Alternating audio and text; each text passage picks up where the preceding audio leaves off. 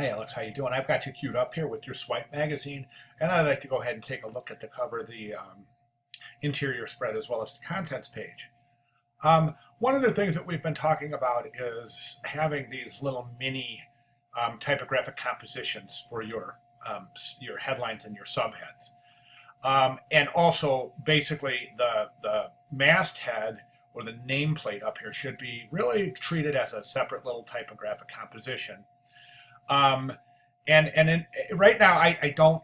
And then the other thing I wanted to talk about was the fact that we're trying to create this continuation from the cover through to the contents page, and then following through to the feature spread. Now, the feature spread, of course, is the feature of the magazine. So when I talk about continuation, I mean from the headline, the headline treatment to the over to the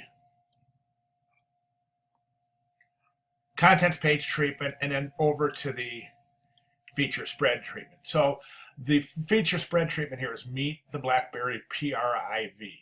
Okay. So in our contents page, okay, so I'm saying that's the feature spread, obviously, because that's the name of your feature spread. So over here in your contents page, you don't have a Meet the PRIV in here. So that doesn't make any sense. You're telling us that that's your feature spread, or that's your feature spread, but it's nowhere on your contents page.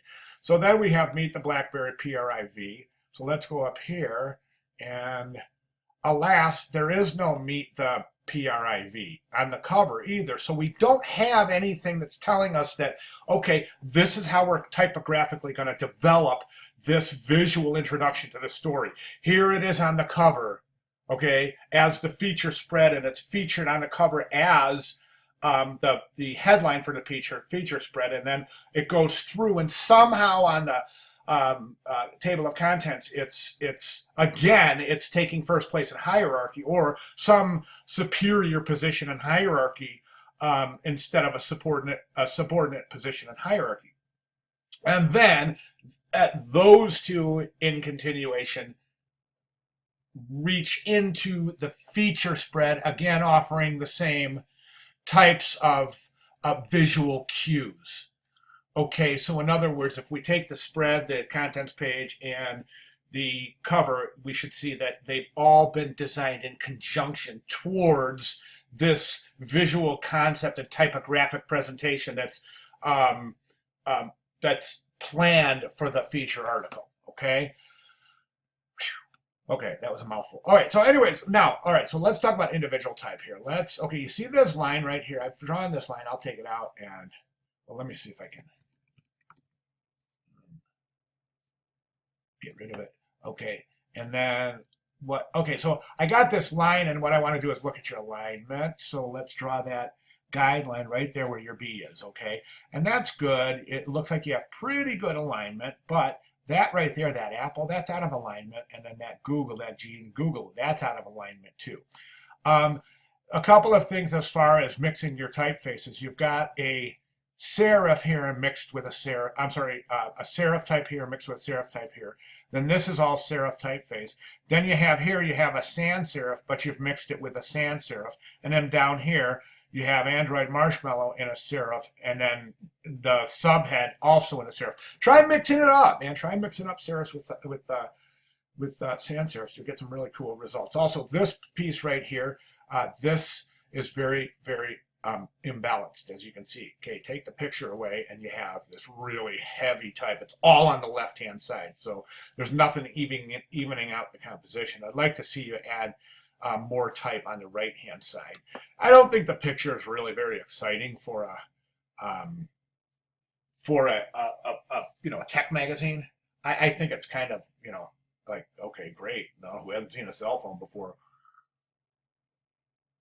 Do you know what I'm saying? I mean, maybe a little bit more of an action shot, maybe somebody holding the phone or something, so that you can also even out this composition by adding a little more type over here on the left, or handling that balance the way that you can. I think the actual masthead area should probably take up a little bit more room.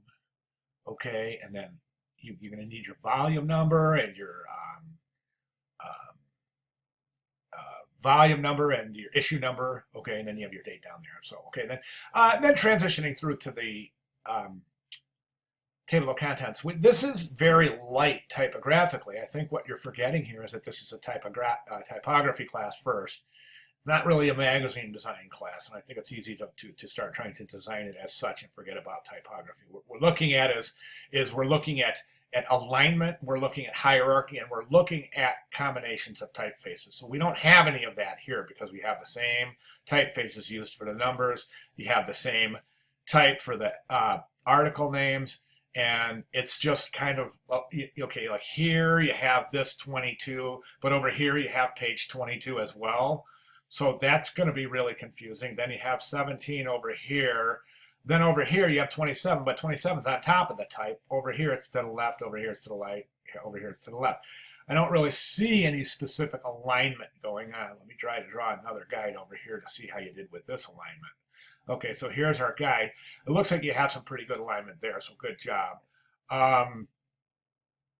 Okay, so we need more stories. I'm trying not to use so much image and try to use more typography, make it interesting typographically, do some visual comparative research by looking at other magazines and how they handled their contents page and how they handle this transition from the cover through to the feature spread. This feature spread is your main typography. I want to draw your attention to a couple of things. This image here has been stretched to fit that area. You don't ever want to do that. This type is justified with the last line centered. That's not standard practice. Okay, you want to stay away from that.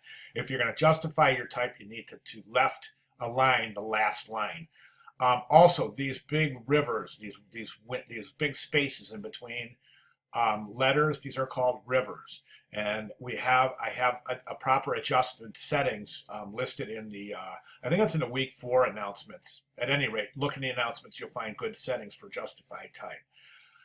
You have basically, there's no byline. Who's the article by? Good drop cap there. That's interesting. I would like to see some kind of a pull quote or some other sort of a technique. Then we go to page 3, and then again you have all this centered. Don't center the type. There's just the article just stops out of nowhere. There's no page numbers. It doesn't say continued on or whatever. Okay, main thing though is like look how squished this line here is. Look how squished the type is. And then look at this one here. Look how wide open those spaces are between. And those settings will take care of all of that, okay? Any questions or comments, please get with me. Also, when you're looking at those justified type settings in the course announcements, also take a look at this week's announcements where I have all of the requirements that I'll be looking for in your final presentation. That's also in the announcements area. Okay? Thank you very much, Alex. And if you have any questions or anything at all, feel free to contact and I can help you through it. Thank you very much.